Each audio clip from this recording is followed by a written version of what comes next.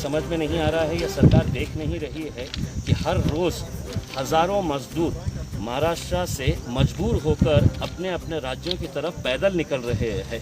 इस तपती धूप के अंदर छोटे छोटे बच्चों को लेकर बुज़ुर्ग लोग, नौजवान लड़के, ये लोग या तो साइकिल के ऊपर 1400, 1500, 1600 किलोमीटर का सफ़र तय करने के लिए ये लोग पैदल इस वजह से निकल रहे हैं कि उन्हें कोई सुविधा नहीं दी जा रही है। मैंने खुद ने prime minister's office, railway minister, railway department, इनको सबको ट्वीट के जरिए बार बार ये बताया था कि कई हजार लोग यहाँ पर फंसे हुए हैं करके। इसके बावजूद अगर ये घटना होती है, ये एक्सीडेंट होता है, तो ये एक्सीडेंट नहीं है, ये हत्या है।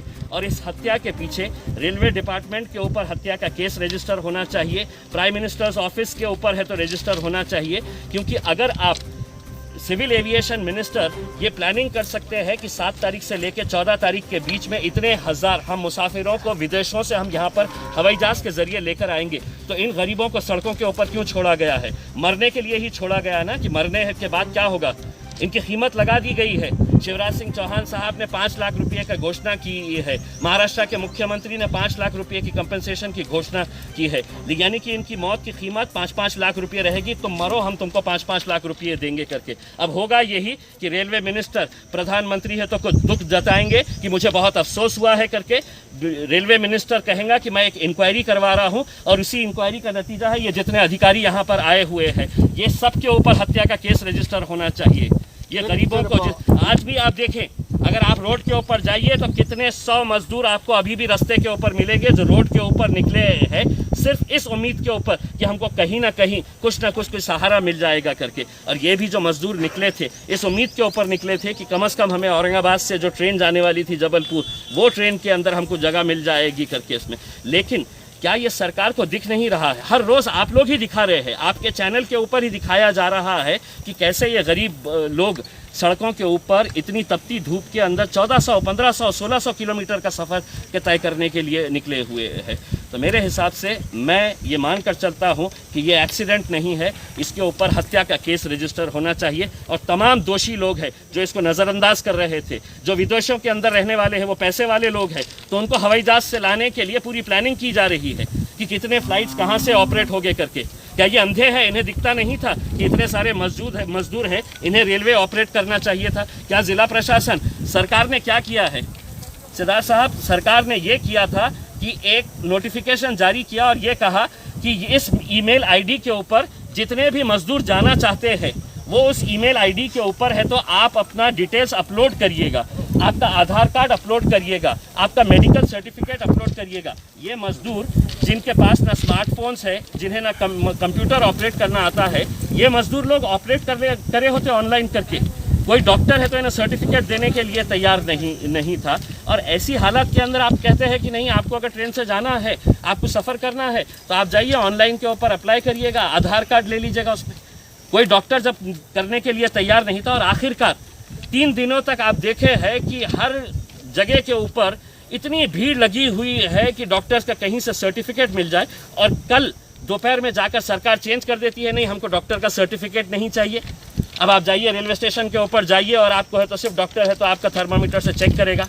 तो ये रोज़ रोज़ के जो कानून बदले जा रहे थे, ये जानते हुए, ये अच्छी तरह से समझते थे कि ये लोग मरने वाले हैं। वायरस से नहीं मरेंगे, कोरोना वायरस से नहीं मरेंगे तो भूखमरी से मरेंगे, भूखमरी से नहीं मरेंगे तो इस तरह रेल के पटरियों के नीचे आकर मरेंगे, या सड़कों के ऊपर तपती धूप के अंदर मरेंगे। ये सब अच्छी तरह से जाहिर है कि इन लोगों के पास में मतलब इनके पास में ना फिटनेस सर्टिफिकेट था, ना सर्टिफिकेट था। ये लोग रोड ब्लॉक से इसके वजह से छुपा कर इस रोड से आए। तो जिला प्रशासन भी यहाँ पर थोड़ा सा जिम्मेदार लगता है आपको? 100% जिम्मेदार है, जिला प्रशासन भी जिम्मेदार है उसमें। क्या ये सरकार की जिम्मेदारी नहीं है, प्रशासन की जिम्मेदारी नहीं है कि आप अपने कम से कम, महाराष्ट्र जो है वो हमारी संस्कृति नहीं है इस तरह से गरीबों को, इस तरह से हम लोग जो उनकी पीड़ा देखते हुए हम नज़रअंदाज करी करके। ये सरकार की जिम्मेदारी थी कि कम से कम बसेस लगाए, महाराष्ट्र के बॉर्डर तक उन्हें बसेस तक पहुँचाया जाए।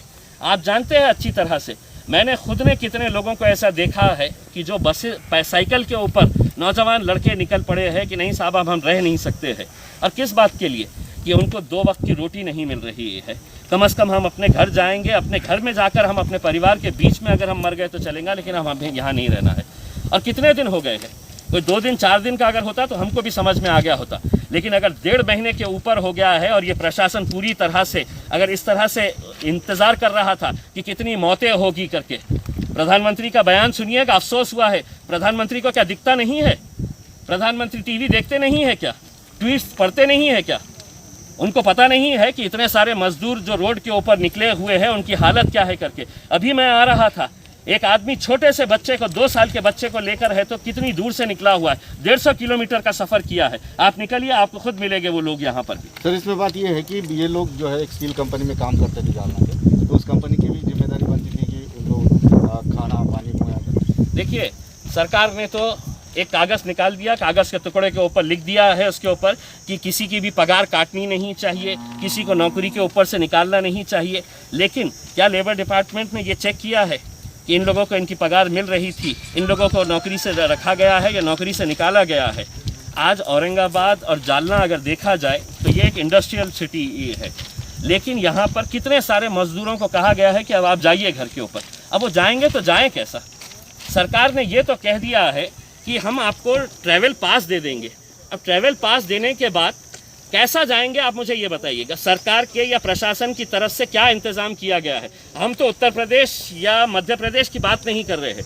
अगर औरंगाबाद से किसी को नागपुर जाना है, जो महाराष्ट्रियन बंदा है, अगर किसी को नांदेड़ जाना है, किसी को उस्मानाबाद जाने का है, मुंबई जाने का है, तो उसके लिए क्या प्रावधान किया गया है? ये हम प्रशासन से सवाल करना चाहते हैं। कोई प्रावधान किया गया है?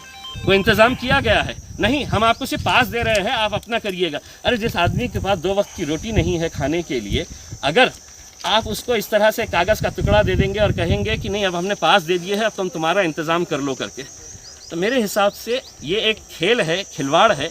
सिर्फ गरीब लोग हैं, उनकी मौत के ऊपर क्या अफसोस करने का? उसमें 5 लाख रुपये दे दिए, मरने के बाद उसमें और भी मरेंगे, 10-20 लोग मरेंगे तो 5-5 लाख रुपये मिल जाएंगे उसके अंदर, इससे ज़्यादा और कुछ नहीं होगा। एक इंक्वायरी होंगी, इंक्वायरी के अंदर क्या होगा?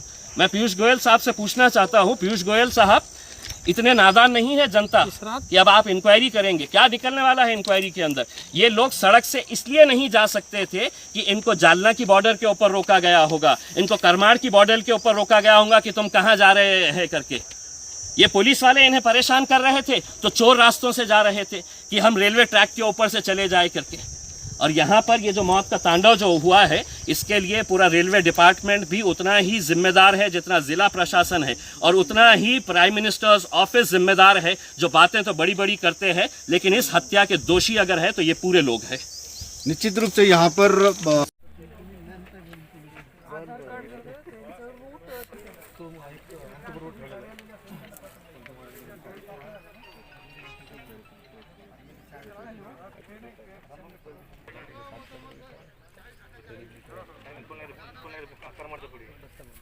अभी 16 हो गया है वो, अनफॉर्चुनेटली।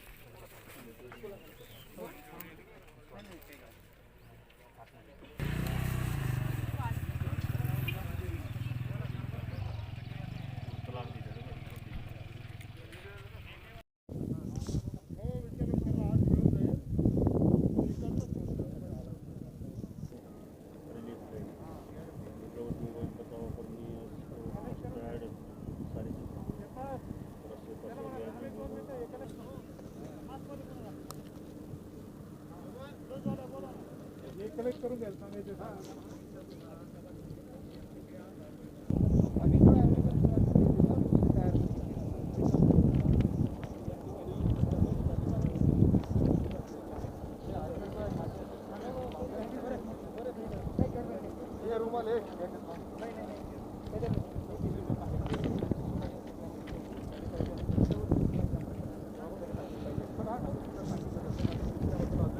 करून येत होते त्याचं कारण असं आहे.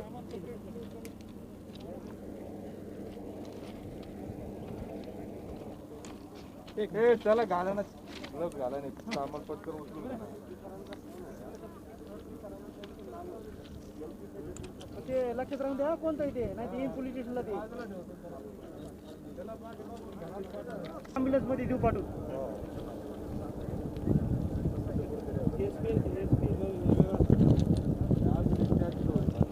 पाला सगळं चेक करा. हा पाला टाकलं काय करा, साईडला फेकून द्या.